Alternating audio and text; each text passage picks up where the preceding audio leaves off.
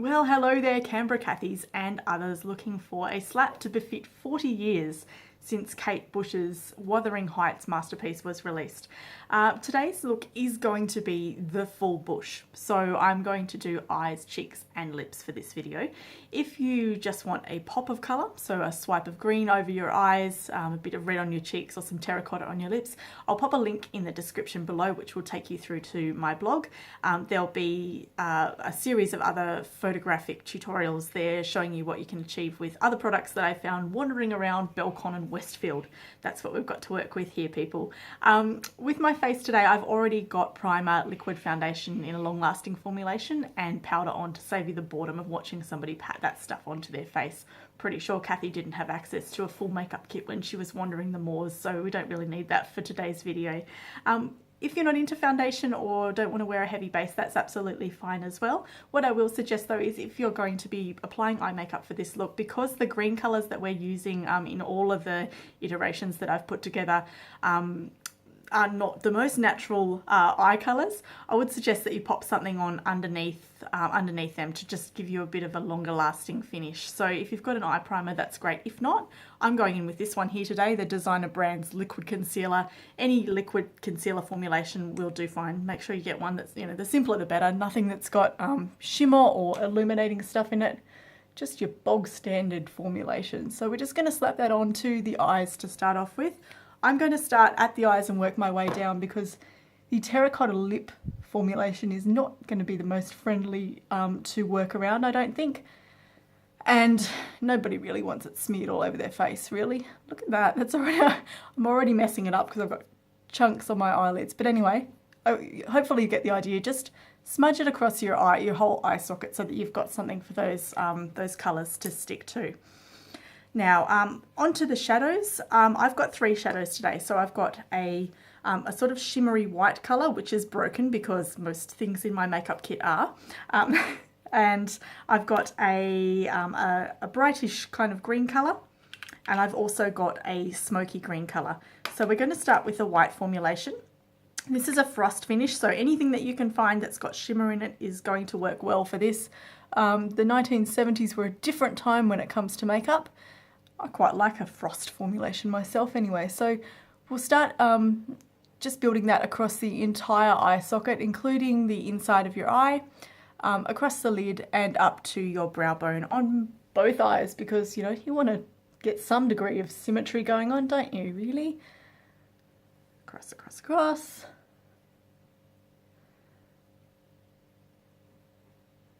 We'll just build it across and out to the tail end of your brow. So we've already got a good bit of shimmer going on there, you can hopefully see.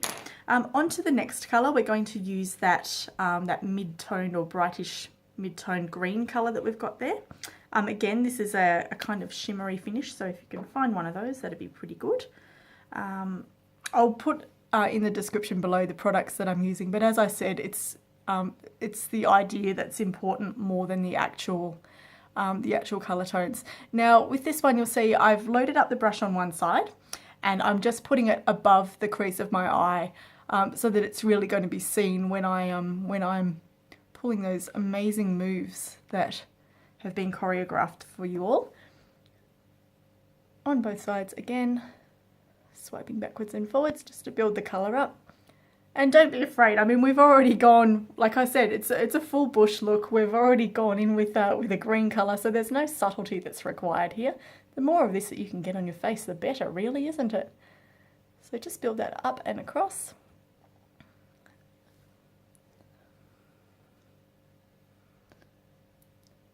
There we go. Now onto the third colour. This is the smoky green colour. Hopefully you can see it there.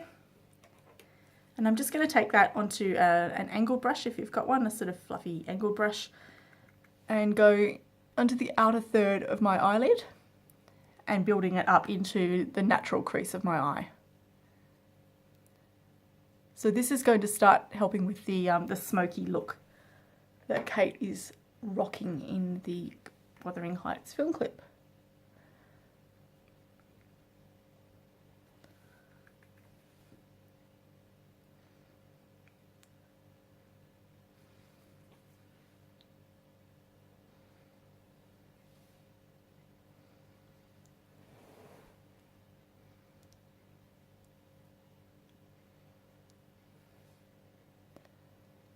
Once you've got some good build up in the corners, you can just start taking it up a little bit to blend in with the lighter green shade on the outer half of your crease and across a little bit close to your lash line on your lid as well. I'm going to go with an eyeliner next. I've got just a simple black pencil eyeliner will do here. Anything that you've got lying around, they're all pretty similar, aren't they? It's a bit of a lucky dip with these things sometimes, but if you can get one that's going to give you black around your eyes, that's pretty much what an eyeliner does. We're going to go into the waterline if you can. If you don't like having pencils poking around near your eyes, this step is probably not strictly necessary, but I'm going to go the inner eyes with this one. There'll be people looking at this going, oh, you'll be blinding yourself. No, just make sure it's not too sharp when you start off and you'll be alright. So inner lash line, top and bottom, and then with the top lash line, we're going to try and smudge it in along the lashes, just starting from about where your pupil is. If you're looking at the camera straight or looking at a mirror straight, it's kind of hard doing this. Anyway, we're going to go just there and build it as close to the lash line as you can on both sides.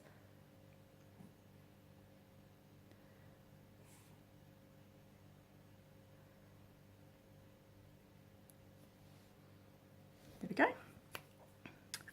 And then we're going to go back in with some more greens. So you can see that's looking like a bit of a mess at the moment. What we're going to do is take a little bit of the lighter green colour and go under the eyes with that.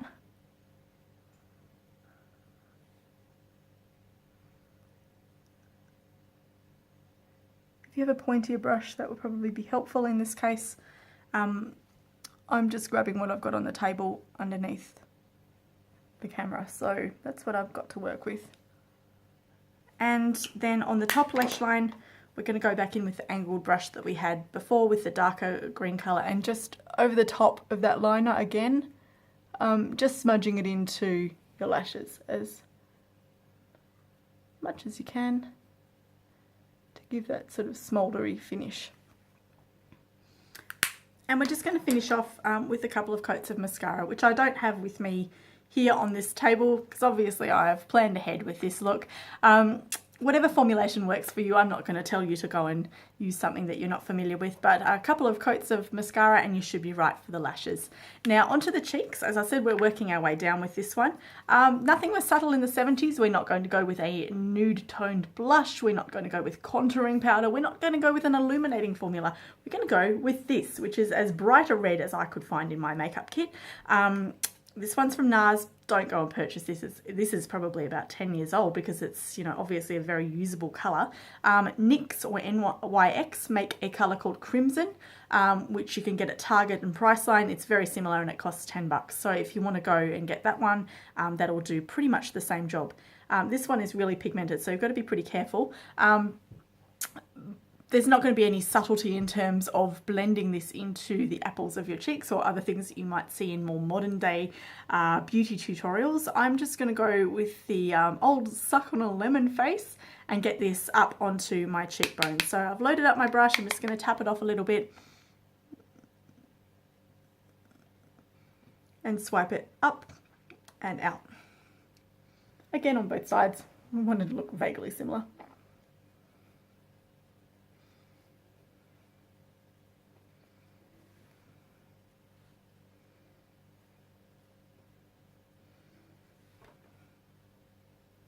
That's a good windswept look, isn't it?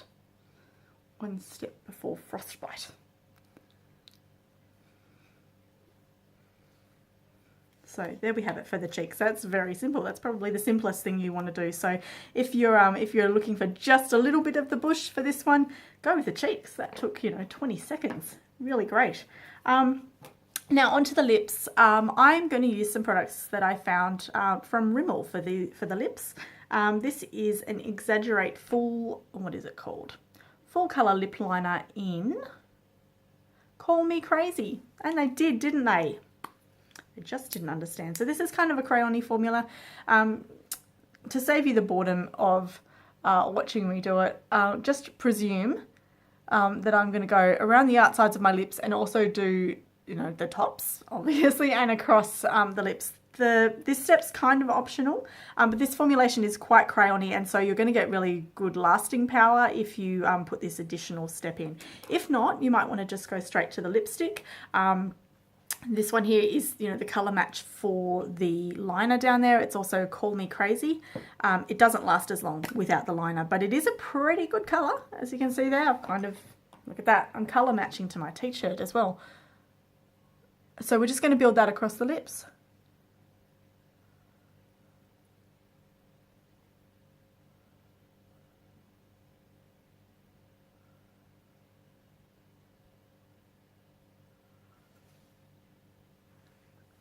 If you'd like to use a lip brush, you could probably do that.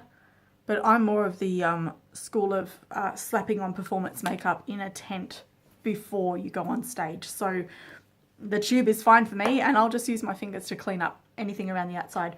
Anyway, that's it. Aside from the lack of mascara, that's it for the full bush look. Grab yourself a flower, stick it in your hair, and off you go.